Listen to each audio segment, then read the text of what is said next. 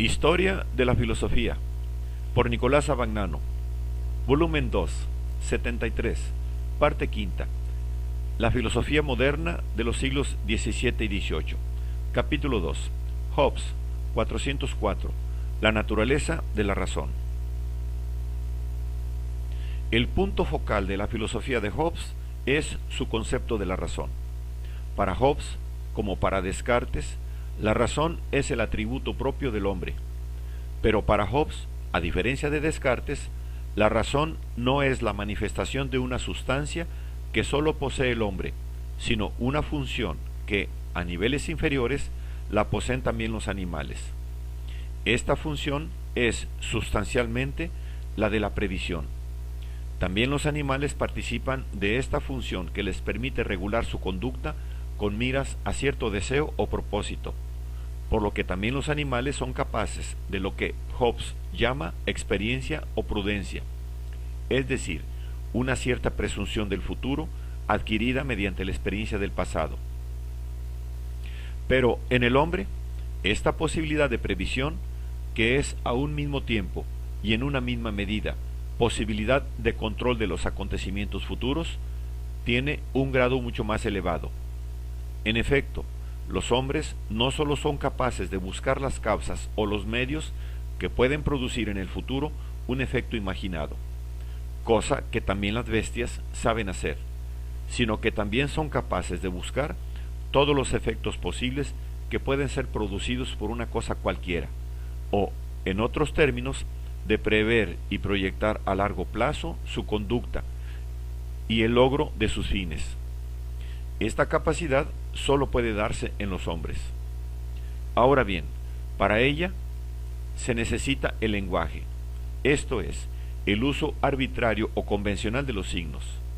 Un signo es, en general, el antecedente evidente del consiguiente, o a la inversa, el consiguiente del antecedente cuando antes se han observado consecuencias semejantes.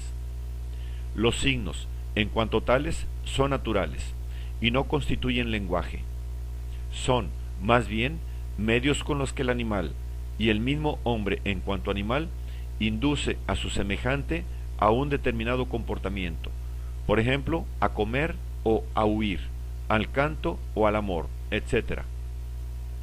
Los signos se convierten en palabras sólo cuando son instituidos a voluntad para significar los conceptos de las cosas que se piensan.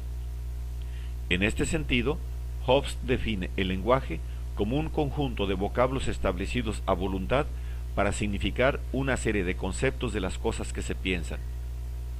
Y en este sentido, la función del entendimiento se identifica con el lenguaje, pudiendo afirmarse que los demás animales carecen de entendimiento.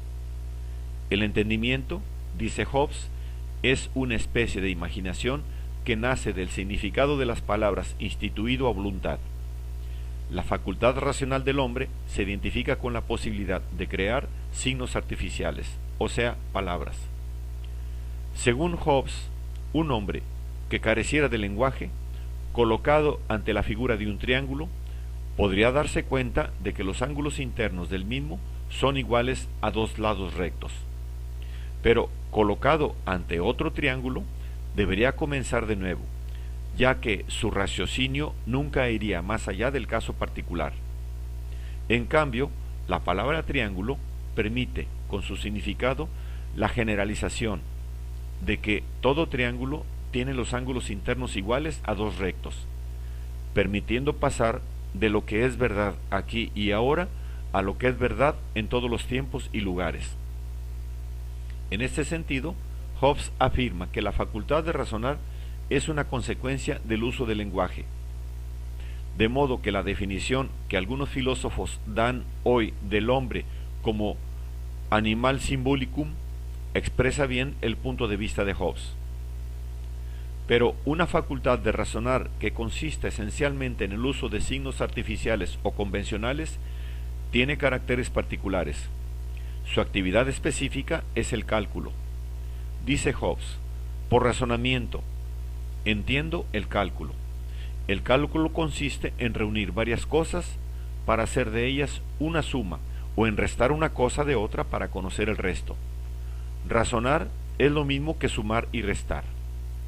Y si quisiera añadir a estas operaciones las de multiplicar y dividir, no estaría de acuerdo, porque la multiplicación es lo mismo que la adición de partes iguales y la división es lo mismo que la resta de partes iguales, tantas veces como sea posible. Por lo tanto, todo procedimiento de raciocinio se reduce a dos operaciones mentales, la adición y la sustracción. En consecuencia, estas operaciones no conciernen solamente a los números.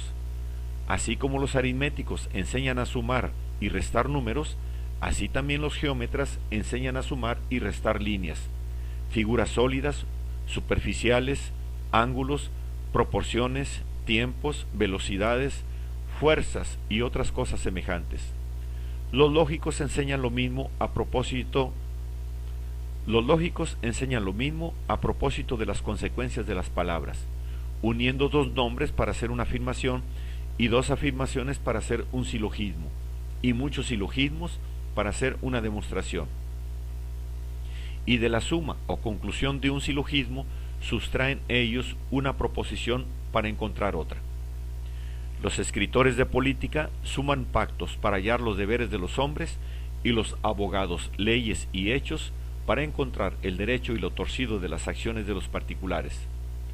En resumen, en todo campo donde haya cabida para la adición y sustracción, hay también lugar para la razón, y donde estas operaciones no tienen cabida, la razón no tiene nada que hacer. Desde este punto de vista, la única forma lingüística de que la razón, y por tanto la filosofía, puede hacer uso, es la que consiste en la adición o sustracción de los nombres, es decir, la proposición o enunciado. Hobbes define la proposición como el discurso que consta de dos nombres unidos, discurso con el cual el que habla entiende que el segundo nombre es nombre de la misma cosa de la que es nombre el primero. De modo que cuando se dice el hombre es animal, se entiende que el nombre animal pertenece a la misma cosa a la que pertenece el nombre hombre, o lo que es lo mismo, que el nombre hombre está contenido en el segundo nombre animal. Esta teoría de la proposición es sustancialmente la de la lógica nominalista, y en particular la de Occam. Los dos nombres unidos en la proposición están en lugar de la misma cosa. La conexión entre tres proposiciones constituye el silogismo. En este aspecto, la propensión nominalista de la lógica de Hobbes se revela en la reducción del silogismo categórico al hipotético. Así, el silogismo categórico, todo hombre es animal, todo animal es cuerpo, todo hombre es cuerpo, tendría la misma fuerza que el silogismo hipotético: si algo es hombre, es también animal; si algo es animal, es también cuerpo; si algo es hombre, es también cuerpo. Entendida como facultad de calcular, la razón no es ni infalible ni innata. Es una habilidad que se consigue con el ejercicio, y que consiste, en primer lugar, en imponer los nombres, y en segundo lugar, en poseer un método para proceder de los elementos,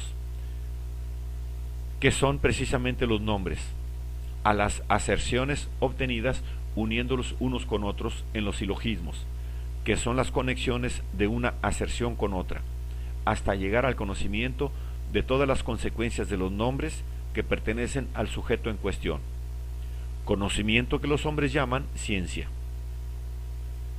Por lo cual, según Hobbes, la ciencia es no ya conocimiento de hechos, que en cambio son objeto de los sentidos y de la memoria, sino conocimiento de las consecuencias y de la dependencia causal de un hecho de otro.